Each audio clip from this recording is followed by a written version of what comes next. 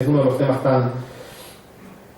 otro tema, creo una conclusión importante y que ya, digamos, no es solo obviamente del estudio, sino ya el trabajo que había hecho Rodrigo Arce con el tema del monitoreo de la gobernanza forestal para el Inventario Nacional Forestal, es que no tenemos información y necesitamos empezar a pensar cómo vamos a colectar esa información, más aún aprovechando que ahora que estamos en una fase de diseño, ¿no? Es decir, los mecanismos que diseñemos tendrán que tener en vista recolectar información para poder medir la gobernanza, ¿no? Justo en la conversa que teníamos con la gente del ministerio, no estoy diciendo que esto haya sido un consenso, simplemente es una opinión que se discutió, es, por ejemplo, ahora que se va a diseñar el fondo de red, ¿no? Quizás, por ejemplo, monitorear o registrar las quejas o reclamaciones podría ser un tema importante para medir en el futuro, ¿no? O sea, ahí ir viendo qué cosas podemos ir aprendiendo ahora hacia adelante.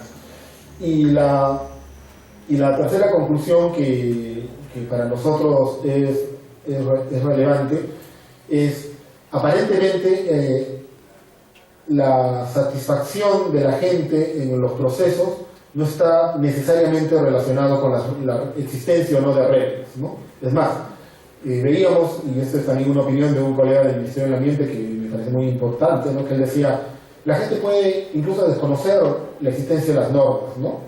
Y quizás eso no es tan importante para ellos quizás más es importante si ellos sienten que fueron atendidos o no sus necesidades. No necesita saber si la regla existe, necesita que la regla funcione. Y quizás ese es un asunto en el que toca poner más énfasis, es decir, no solamente en estructurar mecanismos adecuados y bonitos, por ejemplo, hacer un bonito reglamento de la ley forestal, sino tener un par de normas que sean efectivas, ¿no? Y que se puedan cumplir y que funcionen más que tener una bonita política nacional forestal, ¿no? Y podríamos decir lo mismo de red, ¿no? Bueno, yo creo que tengo que cortar ahí porque ya me extendí mucho. Y gracias a todas y por su tiempo.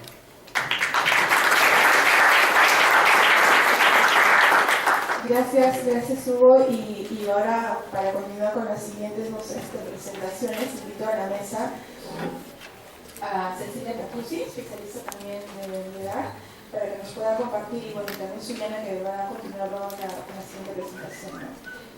Adelante para poder darle la presentación del tema.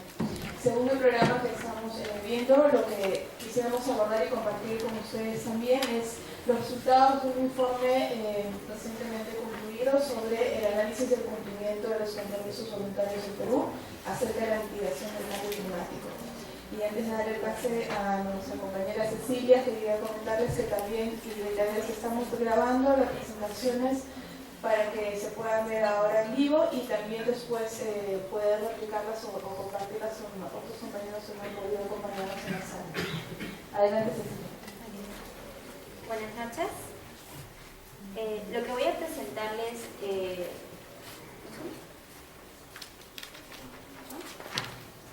¿Verdad? Ok. Buenas noches. Lo que voy a presentarles es un avance del informe de compromisos voluntarios de Perú ante la Convención.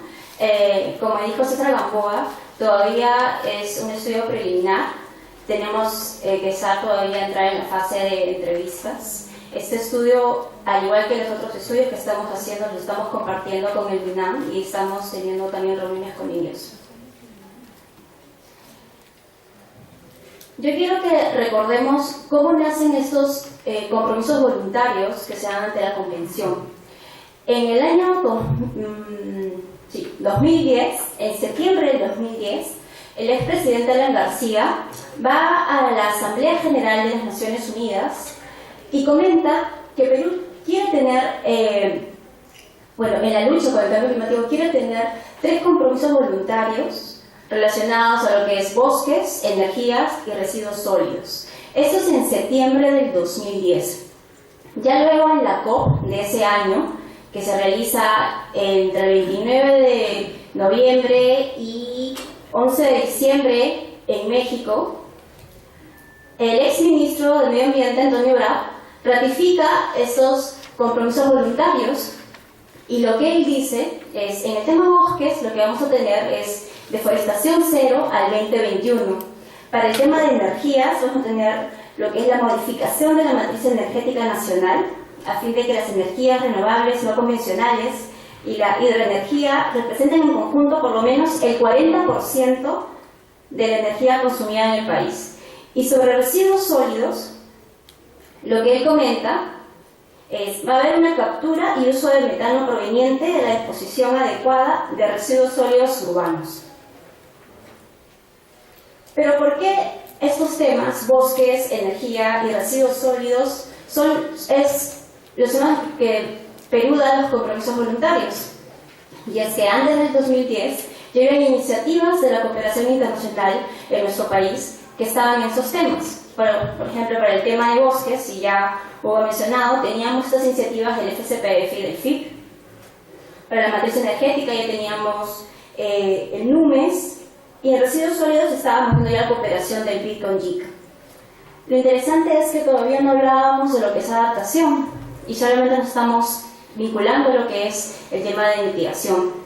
Luego ya en una carta para el 2011, siguiente, retrocedamos por favor. En una carta en el 2011, ya de manera, digamos, oficial sale del MINAN lo que es esa comunicación para la convención, mencionando bosques, energía y residuos sólidos, pero también al mismo tiempo cada uno de esos compromisos tienen una mirada nacional. Siguiente. Sobre el estado del inventario de los gases de efecto invernadero, cada 4 años los países que somos miembros de la Convención tenemos que reportar cómo van nuestros inventarios.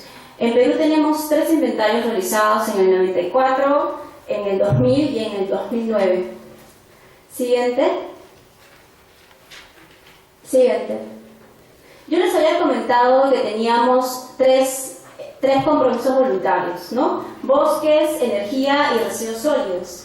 En el 2011, si en el 2010 se dijo deforestación cero, para el 2011 se cambia y ya no va a ser deforestación cero, al 2021. El cambio y la lectura que se da es que sean emisiones netas y declinantes y equivalentes a cero en la categoría de uso de la tierra, cambio de uso de la tierra y silvicultura. Pero adicional, en esta carta que sale ya del MINAN en el 2011, se dice cuál va a ser la lectura sobre este compromiso voluntario. ¿Cómo se va a llegar? Y es, uno, mediante la creación del programa Bosques, el cual va a tener una reducción, va a ser lo que se refiere a la conservación efectiva de 45 millones de hectáreas de bosques primarios. Siguiente. También, bueno, cuando se crea el programa Bosques se identifica dónde van a estar estas 55 millones de hectáreas, áreas protegidas, áreas naturales protegidas, comunidades nativas, concesiones maderables. Se da en cada uno de ellos un número y también un porcentaje, ¿no? La mayor cantidad está en áreas naturales protegidas, donde el programa Bosques tiene como número de hectáreas 17.08 millones. Esto es en el 2011, pero a lo largo entre el 2011 y 2013, los diferentes documentos que se revisaron para este estudio nos hicieron ver que hubo un cambio. Ya no es necesario solamente la conservación, que es una conservación de 54 millones de hectáreas para poder tener una reducción, para que puedan llegar a los 50 MT. Sino que ahora, siguiente, lo que encontramos fue un cambio de paradigma. No solamente necesitamos tener lo que es la conservación, sino tenemos que dar una mirada integral a lo que es el bosque. Necesitamos realmente, para reducir emisiones, primero tener lo que son condiciones habilitantes, que tienen que ver con titulación, tenencia de tierras, gobernanza, y también se le tiene que dar un valor al bosque. De esta manera, ya recién podemos hablar en sí de tener una reducción, no solamente con la conservación, sino que estamos cambiando la mirada. Necesitamos dar valor y necesitamos tener una mejor gobernanza y titulación. Ya también en ese tiempo, para el 2011, ya tenemos una nueva ley forestal que también ayuda a lo que se refiere condiciones habilitantes y al valor del bosque. Siguiente. ¿Qué es lo que hemos en este primer avance que estamos enseñando esta noche? ¿Qué es lo que hemos podido encontrar en lo referente a este compromiso voluntario? A nivel institucional, el tema de bosques lo ven diferentes sectores, ¿no? Hay competencias, hay funciones dentro del MINAGRI, dentro del Ministerio del Ambiente y también de gobiernos regionales. Hay algunos puntos de desencuentro y desarticulación entre lo que dicen sus funciones y competencias. Tenemos, por ejemplo, un plan de acción de agroenergía del 2009 al 2020 elaborado por el MINAGRI, en el cual señala que existirían 7 millones de hectáreas de tierras deforestadas donde se podrían sembrar cultivos energéticos. Pero ¿qué pasa con la ley forestal? El artículo 11 que nos dice que las plantaciones de cultivo agroindustriales o energéticos no son un tipo de plantación forestal. Este es solamente un ejemplo de, tal vez, entre la incoherencia y desarticulación que encontramos entre las diferentes instituciones que tienen funciones y competencias sobre el tema de bosques, sobre la gestión de bosques. ¿Qué otra cosa hemos encontrado? Tenemos diferentes iniciativas a nivel de diferentes ministerios, MINAGRI, MINAM, que nos van a ayudar a poder llegar a este compromiso voluntario, lo remarco. Tenemos un plan de inversión forestal, que estaba comentando Hugo. Estamos postulando lo que es un fondo de carbono para poder tener, luego de tener una reducción, va a ser una venta de aproximadamente 50 millones de dólares. Estamos en lo que es el PCPF para ver lo que es el RPP, lo que es la preparación de red. Nos estamos lanzando a tener un diseño de un Fondo Nacional de Bosques y Cambio Climático. También este año vamos a trabajar lo que es la Estrategia Nacional de Bosques y Cambio Climático, que estamos apuntando a lo que es este objetivo voluntario, este compromiso voluntario que tiene que ver con la relación del USCUS. ¿Qué también tenemos? Tenemos Plan Nacional de Monitoreo y Cobertura, son diferentes iniciativas. Tenemos un diseño del sistema del MRB, un inventario forestal, mapa de carbono. Tenemos varias iniciativas que están entre el MINAM y el MINAGRI. Pero cuando vamos a ver la información que tenemos, siguiente, nos encontramos con diferentes mapas o diferente información producida en MINAGRI o MINAM, pero cuando vemos los datos son diferentes. En sí, porque las metodologías son diferentes.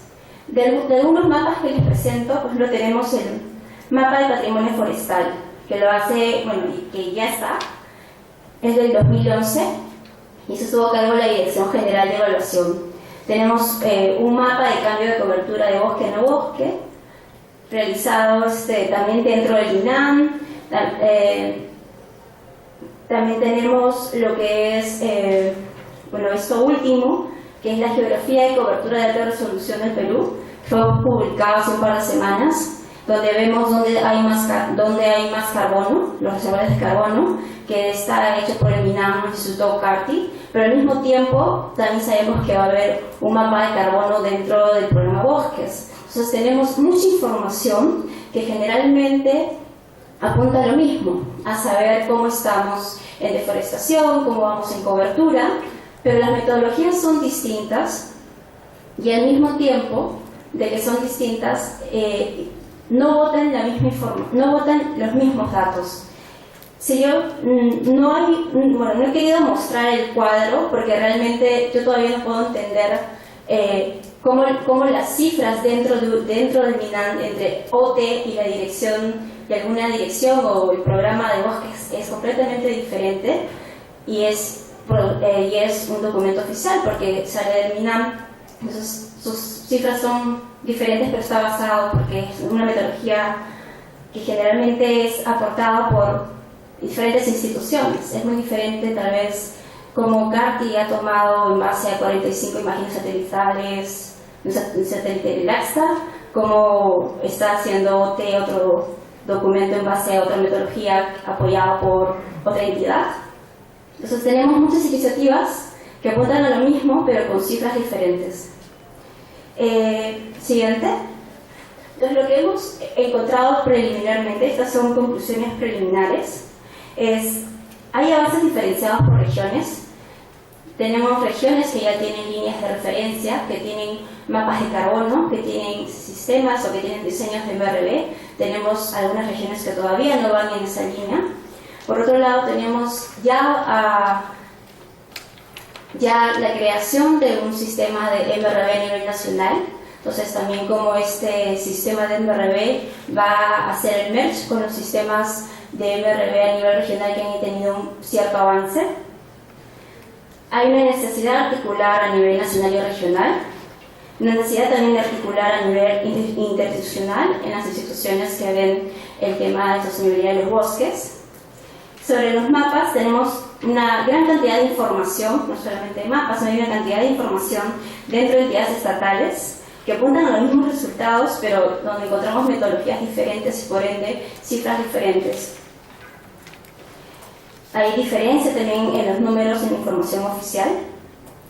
Y lo que sí hemos visto es que necesitamos mejorar los canales de información y socialización de esa nueva información. Algunas personas saben que tenemos un GeoCerdir dentro del MINAM, donde está una gran base de mapas y también de base de información, pero para entrar a este link hay que entrar por mediante cuando haces como 4 o 5 links. Entonces hay información, pero tal vez la socialización de esta información no es la adecuada. Para el tema de energía, bueno, tenemos ahí el compromiso voluntario que se refería a un punto específico. Tenía que ver con las energías renovables. Y lo que te decía es la modificación de la matriz energética nacional a fin de que las energías renovables no convencionales y la hidroenergía representen en conjunto por lo menos el 40% de la energía consumida en el país.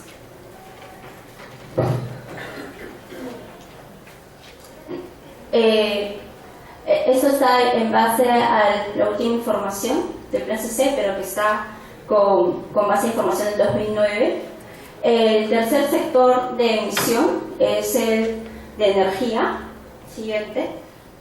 Como les estaba comentando, estos son los primeros conclusiones y avances y conclusiones preliminares del estudio. ¿Qué es lo que se ha encontrado aquí? Tenemos un porcentaje objetivo de hasta 5% de la demanda de energía nacional. Lo que supuestamente se debió hacer para el año 2000 se tuvo que hacer un trabajo en el cual se aumentara lo que fuera el porcentaje para las energías renovables. Teníamos que haber también actualizado lo que es el Plan Nacional de Energías Renovables, también los planes regionales de energías renovables, entonces debieron ser actualizados en el 2009. Según la información, todavía falta actualizar esta información. Siguiente. A nivel del Plan CC, lo que hemos encontrado es que hay 77 opciones de mitigación, de las cuales 28 opciones están ligadas al sector de energía. Uno de los primeros puntos lo que nos menciona es que la participación en la matriz energética de lo que es la energía renovable debería ser un 24% y hidroeléctrica un 59%. La siguiente, por favor. Esta es una matriz de generación energética. Como pueden ver en la imagen, solamente el 2.5% tiene que ver con energías renovables, el 51.8% es de hidroenergía. Lo que se había dicho aquí era que tenía que haber un 40% de la matriz energética. Es el año 2013, esta información es 2013, y solamente estamos en un 2.5%. Esto al 2021 es difícil llegar a un 40%. Algunas conclusiones preliminares para este compromiso voluntario, bueno, no hay una priorización sobre energías renovables en el país. Los instrumentos de planificación del sector energético se contradicen en sí cómo debería ser la matriz energética. Parece que hay una falta de planificación y también está relacionada con la voluntad política. Para el tercer compromiso, siguiente, que tiene que ver con los residuos sólidos, el compromiso ahí era, el compromiso voluntario que se dijo es captura y uso de metano proveniente de la disposición adecuada de residuos sólidos urbanos. ¿Cómo eso se entiende? La manera en cómo se entiende, eso está basado en la carta oficial que en el 2011 el Estado peruano le remite a la Convención, es: nosotros entendemos este compromiso de la siguiente manera.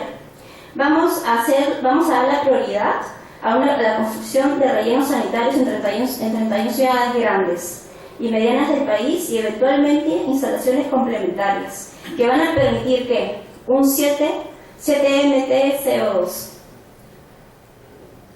Esa es la manera en cómo se le da la lectura nacional a un compromiso que se hizo voluntario, pero que se dijo que iba a ser, que se dio a nivel internacional, ¿no? O sea, en estos tres compromisos, que fue el de bosques, que comenzaba con deforestación 0-2021 y después bajó a emisiones declinantes, y luego como emisiones declinantes, cómo sería a nivel nacional con la creación del programa de bosques y 54 millones de hectáreas de conservación, al igual que este compromiso voluntario que dice captura y uso de metano proveniente de la exposición adecuada, y cómo luego es releído, que se basa en construcción de rellenos sanitarios en 31 ciudades.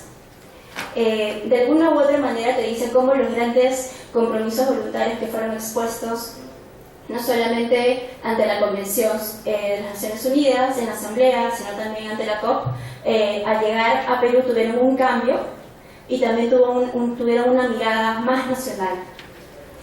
Siguiente.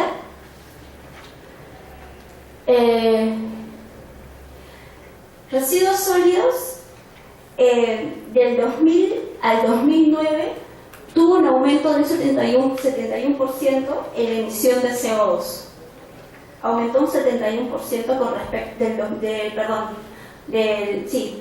2009 al 2000. ¿Por qué es importante el tema de los residuos sólidos? No solamente tiene que ver con la mitigación y la adaptación al cambio climático, está muy vinculado a lo que es la salud de las personas y también la población, la demografía. ¿Cómo es la gestión? Siguiente. El tema de los residuos sólidos tiene una manera especial cuando se refiere a su gestión. Desde el hecho de que tenemos la municipalidad distrital, la municipalidad provincial, que tiene un punto del control de lo que es la gestión y de lo que se encarga. Tenemos a la municipalidad distrital, que se encarga de la limpieza pública, recojo y transporte de residuos sólidos, esa es su competencia. Tenemos luego lo que es la municipalidad provincial, que se va a encargar de la disposición final de los residuos sólidos.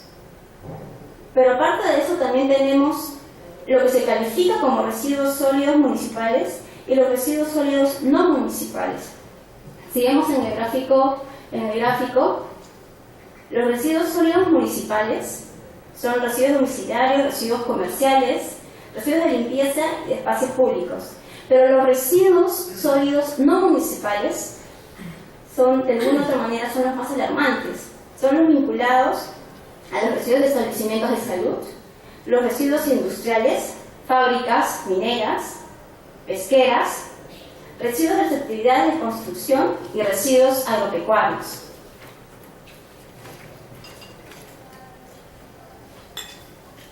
En esta gráfica, que tenemos un sistema de información para la gestión de residuos sólidos que lo tiene a su cargo el INAM. Quienes no sabían, tenemos este sistema de información.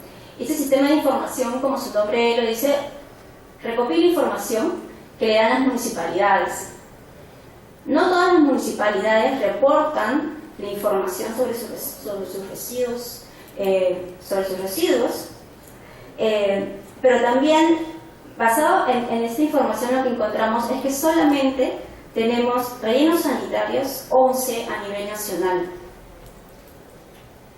¿Quién es el que monitoriza, verifica, te dice técnicamente lo que es un residuo, un relleno sanitario? No es el MINAM, es la DIGESA. Entonces ahí tenemos a otro actor diferente, que es el que te va a decir cómo debe de ser técnicamente un relleno sanitario. Porque algunas personas pueden entender, relleno sanitario es un tajo al aire libre donde ahí se pone. No, eso es cualquier otra cosa menos un relleno sanitario. Entonces, quien verifica y te dice técnicamente cómo es un relleno sanitario es la DIGESA. A ese sistema de información para la gestión de residuos sólidos solamente tiene de información un 39%. A este sistema de información solamente le han reportado en el año 2012 de todas las municipalidades, solamente el 36%. Siguiente. El 36% de las municipalidades del Perú solamente han presentado su reporte. Entonces, la mayoría de municipalidades no reporta sobre cómo es su gestión de residuos sólidos y tampoco hay alguien que les pueda obligar a reportar esta información. En este cuadro, como yo les había comentado, hay lo que sí, los residuos sólidos municipales y los residuos sólidos no municipales. En los residuos sólidos no municipales tenemos la parte de, el sector de energía y minas, que cuando ha querido reportado y no ha reportado, pero si miran la cifra es el que está en sector, es el que tiene más alto, está en rojo. Otro también es el sector de agricultura. Tanto el sector de agricultura y energía son los que tienen mayor generación de residuos sólidos, pero ellos reportan algunos años y no reportan algunos años, pero eso no está vinculado a lo que es la gestión municipal, no es una competencia de las municipalidades sobre la gestión de residuos. Pero, ¿cómo vamos avanzando en lo que se refiere a la gestión de residuos? Entonces, tenemos un programa presupuestal que es gestión de residuos sólidos con 273 millones. Tenemos actualmente lo que es la financiación del BID, lo que es del JICA, y lo que se va a buscar con este programa presupuestal es en sí fortalecer la gestión municipal de residuos y la construcción de 31 rellenos sanitarios. Esto está vinculado, es uno entre los 3 compromisos voluntarios. Este proyecto, este programa presupuestal va directamente con la mirada que se le ha dado, ¿no?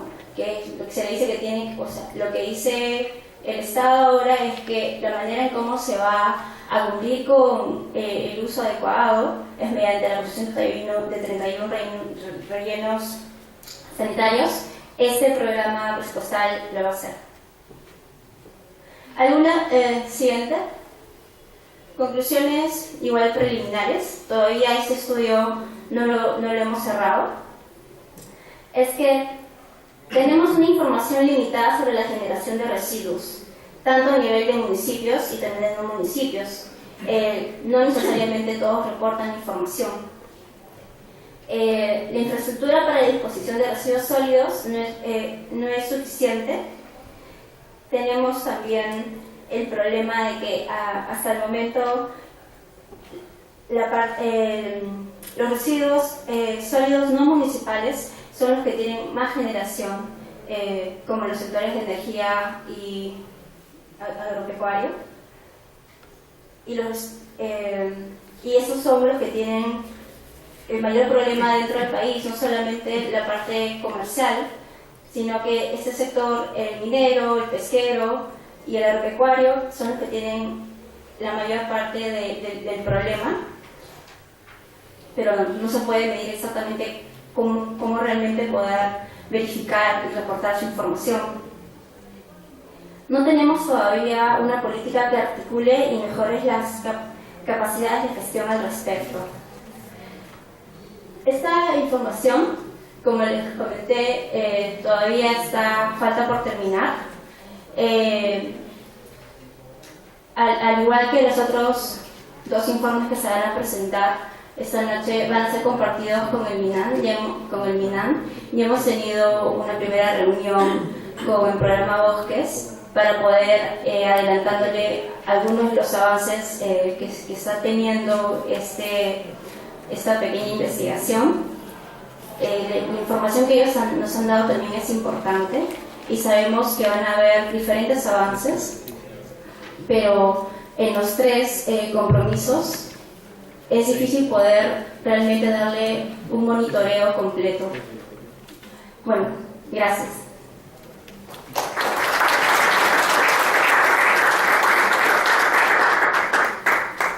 Gracias, Cecilia, por la presentación. Quisiera nuevamente aperturar una ronda de preguntas, si ha quedado alguna o si son un comentario con relación a en la presentación de este informe. Y quería resaltar algo que habías mencionado al inicio de tu presentación. Podemos ir al inicio de la presentación de Cecilia, que es parte también de las conclusiones, que parte de los 3 compromisos en la parte inicial, exacta, y ahí en especial razón. Los 3 compromisos a los cuales ha llegado el Perú a nivel internacional, todas están con relación a la mitigación. Y ahí hay una pregunta, ¿verdad? Te decía cuáles son los compromisos y si es que hay compromisos con relación al proceso de adaptación. Y cuándo eso es importante con relación al país, ¿no? Que tiene que ver también con la antesala de la tercera presentación. Entonces dejo eso ahí para poder dar otra vez la ronda de las preguntas, ¿no? Adelante, si hay alguna, ¿no? Acá hay una. Cecilia, no sé si puedes darnos una impresión, no sé si era parte, creo que no es parte del estudio, pero ¿cómo quedan estos 3 metas de mitigación de cara a la propuesta de estrategia nacional de cambio climático, ¿no? O sea, ¿la estrategia ayudará, no ayudará, están adecuadamente articulados, ¿no? O sea, digamos, de manera preliminar, si es que tienes alguna impresión al respecto. Qué interesante pregunta.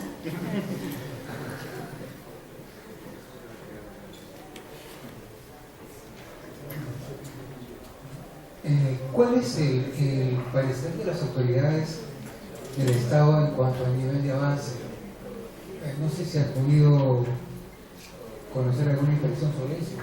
Ni siquiera se llegó al 5%, y lo impresionante es que no es país por plata, porque no ha habido capacidad de gasto, es menos del 50% de lo que se ha tenido. Seguramente se necesita mucho más, pero ni aún con lo que se tiene se ha podido avanzar más. Ahora, otra cosa que llama la atención tiene que ver con esto que informa sobre la existencia únicamente de 11, creo, o 13 rellenos sanitarios. 11.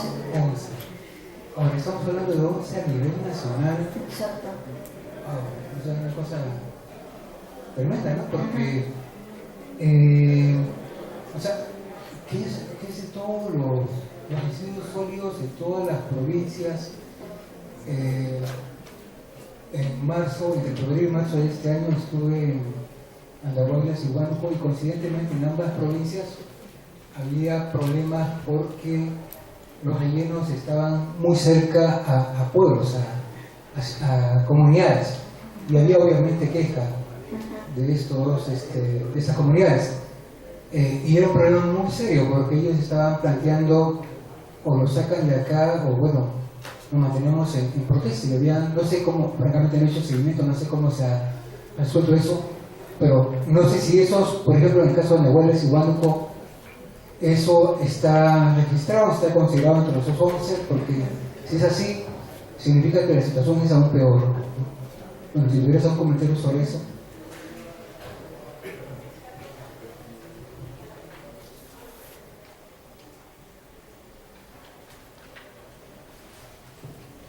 Sí, una consulta. No sé si algún otro país también ha asumido algunos compromisos voluntarios, y si ese país también está haciendo algo, ¿cuál es el nivel de avance? Hola Cecilia, Mariela Canepa de WWF. Justo en esa diapositiva, el contexto es el contexto de los compromisos del país o el contexto del estudio, es lo que no me quedó claro. Es de los compromisos, ¿cómo se dan? Ok, porque en el contexto del estudio mencionas al plan CC también, ¿no? Pero no hay mucha información del NUMES. O, a pesar de que entiendo que el plan CC se basa en el NUMES, y si estás, o sea, si nos vamos a tener referencia al plan CC y al NUMES, también el acercamiento al Ministerio de Energía y Minas, ¿no? ¿Por qué? Porque me interesa saber, no sé si parte del estudio, las condiciones habilitantes de estos 3 compromisos. O sea, que me gustaría saber si es parte del estudio, saber si desde que se tomaron en cuenta los compromisos, qué condiciones habilitantes se han hecho y si hay avances sobre eso.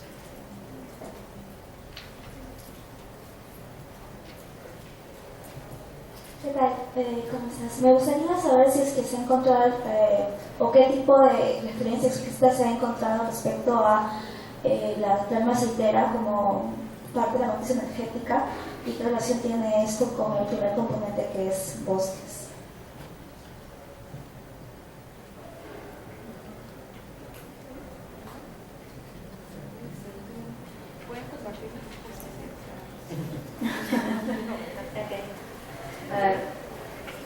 Gracias por sus preguntas, son sumamente interesantes. La primera, ¿cómo si estos compromisos voluntarios están relacionados o se articulan con la Estrategia Nacional de Cambio Climático? Pues hay un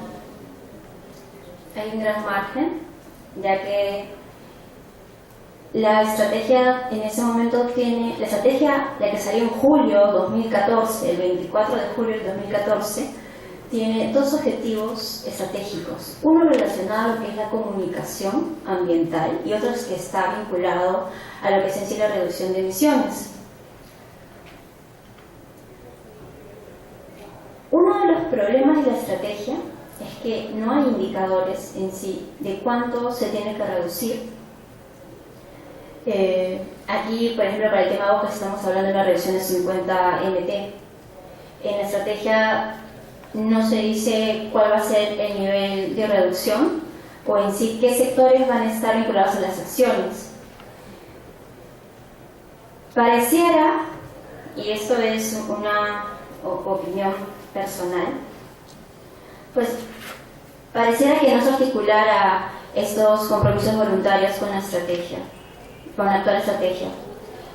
Más, si nos recordamos en la estrategia del 2010-2011, de alguna otra manera sí se vincula más a lo que fue ese proceso, porque recordemos que estos compromisos voluntarios son del 2010 y luego viene lo que es la actualización de la estrategia del 2010 al 2011, con 7 objetivos estratégicos vinculados a estos 3 compromisos voluntarios. La segunda pregunta, así cómo va el avance de energía, ¿no? Estamos en 2.5, queríamos tener un 40%, estamos 2013. Uno, creo, de los problemas de esto es que tiene que ver en sí con la mirada política que se le da al compromiso, ya que estamos hablando de reducciones de los riesgos, ¿no? De energías renovables, 40% de la matriz es bastante para lo que realmente tenemos ahora, que es 2.5. Tiene que ver con la mirada política que se le está dando y también en sí el crecimiento económico, las inversiones que se tiene, cuál es ahora el sector de alguna otra manera que dinamiza la economía peruana y que también está muy relacionada a las emisiones que tiene, ¿no? Bueno, sobre la triste realidad que tenemos solamente 11 rellenos sanitarios.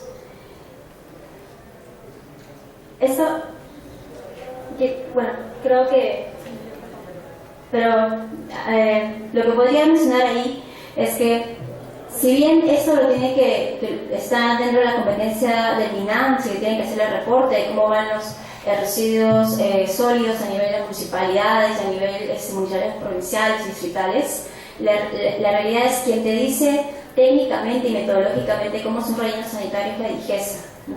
La DIGESA, por ejemplo, te dice dónde tiene que estar, a cuántos metros, cuál es la manera más técnica, científica, en fin, de hacerlo.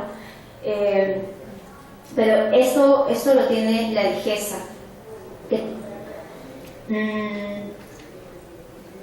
Soy Ana, tal vez puedas complementar esta parte.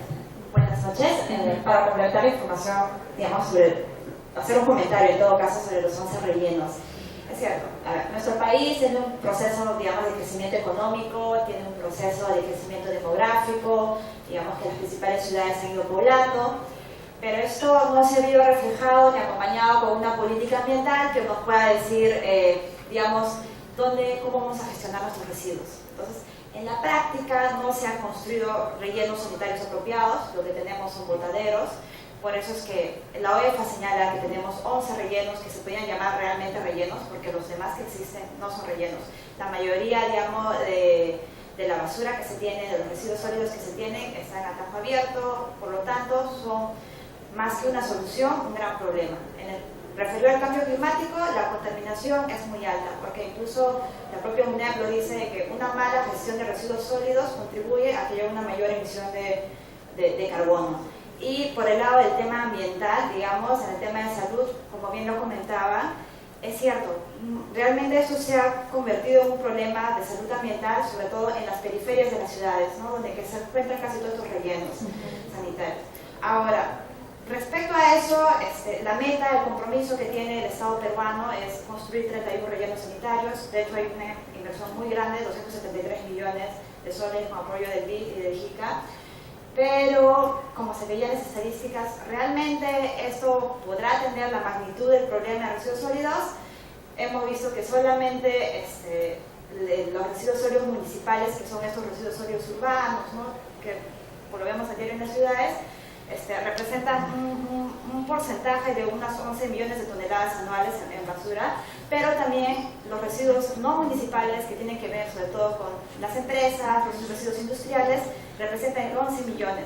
Para esos 11 millones de residuos que no sabemos dónde están, porque no necesariamente están en las ciudades, sino están sobre todo en campos de áreas rurales, etc., no hay un programa que los atienda. Y dos, como se puede ver también en las estadísticas, lo más preocupante es que hay sectores industriales que no reportan cuántos residuos emiten. Lo más preocupante es que el MINAM, siendo un país minero, que hemos tenido un crecimiento en los últimos 10 años en minería, no se sepa quién reporta cuánto es. Y aún así incluso hay un problema, porque entre el MINEM y OEFA están que se tiran la pelota diciendo quién es el responsable, ¿no? Es el MINEM, es la OEFA, están que se mandan cartas notariales diciendo es tu responsabilidad pedir información. Entonces, si nosotros no sabemos realmente dónde son los focos infecciosos de basura, realmente qué sectores producen más, obviamente la política pública que podamos hacer al respecto no va a funcionar. Entonces eso, digamos, sería un tema muy importante ponerlo en la agenda también, los residuos sólidos, ¿no? Porque ahí tenemos mucha información oculta. Como se ven las estadísticas, no sé si lo pueden poner. Yo quería la siguiente, por favor. Los que están en rojo son los que no reportan, y se ve, por ejemplo, residuos agrícolas.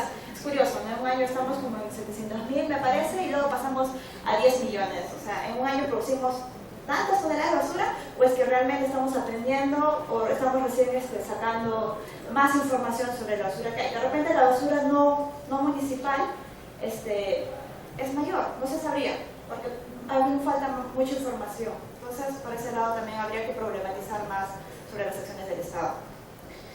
Bien, entonces creo que la última parte de Palma se entera. Bueno, tenía que ver con si vamos a incluir lo del plan CC.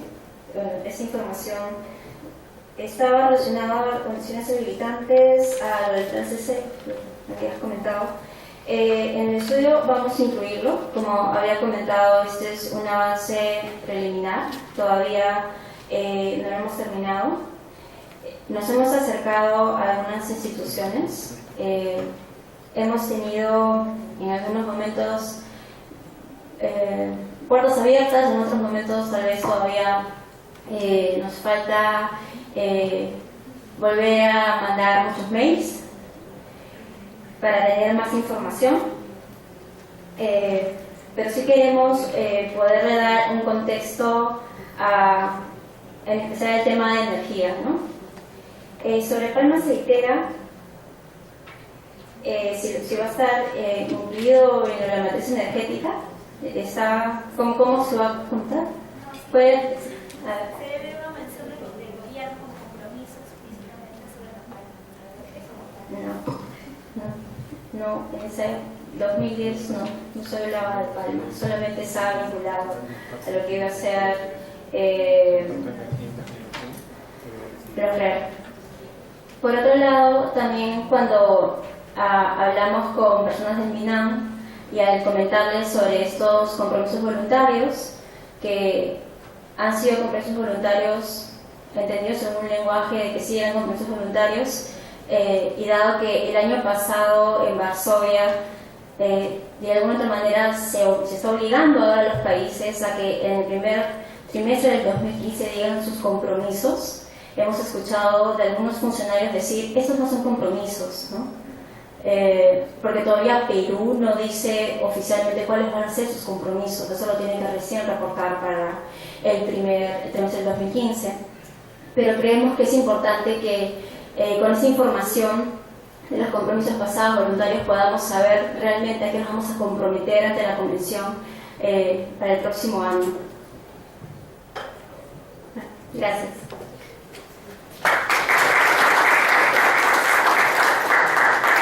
Gracias. Entonces les voy a pedir a Suriana la siguiente presentación. Y bueno, esa era parte también de lo que nos motivaba el título de este taller de análisis y reflexión, ¿no? Es decir, del discurso a los hechos y la real ambición del Perú ante el cambio climático, ¿no? Entonces, una de las conclusiones que nos preocupaban en estos análisis preliminares, sobre todo de los compromisos, era que primero los compromisos eran sectorializados hacia mitigación. Segundo, esos compromisos son muy pequeños y que en general, viendo la problemática de país, no responden, ¿no? a esa problemática de país. Y lo otro también es que hay una fuerte y una marcada en esos tres compromisos en general de generar la metodología de información. Entonces, ¿cómo vamos a fijar metas, acciones y propuestas si no realmente no se ponen de acuerdo con metodologías, si no se tiene información real o de base, ¿no? Y el tema de los residuos sólidos no municipales también es otro detalle, que no tiene que ver con los compromisos, ojo, ¿no? Sino que van más allá del compromiso a nivel internacional, sino a nivel de Perú, ¿no? Yo le doy el pase con todos esos antecedentes para abordar nuestro tercer componente, a Suriana, ¿no? Porque nos va a dar sobre los aportes de la sociedad civil a la ley del marco sobre cambio climático. Sí. Buenas noches nuevamente. Ahora vamos a tocar sobre los aportes de la sociedad civil a la ley del marco de cambio climático. Quería hacer primero un preámbulo, que es en qué contexto, digamos, se da este tema de la ley marco, ¿no? Desde noviembre del año pasado, me parece, en el Congreso han habido iniciativas de diversos congresistas para presentar proyectos de ley que tengan que ver con el cambio climático. De hecho, muchas de esas iniciativas han estado motivadas por la ocurrencia de la COP ahora en diciembre. Entonces, en ese sentido, parece que hay bastante prisa por diversos congresistas de tener ya una ley de cambio climático. Consideramos que en este proceso la sociedad civil debería estar más involucrada, y de hecho lo está, porque la idea es que se acompañe este proceso de una forma en que se consiga una ley que pueda dar las herramientas suficientes y el contenido suficiente para generar una gestión eficaz contra el cambio climático, ¿no? Las razones de por qué tener una ley. De hecho, ¿por qué la necesidad de una ley? Son diversos los estudios que señalan cómo el país va a ser afectado por el cambio climático.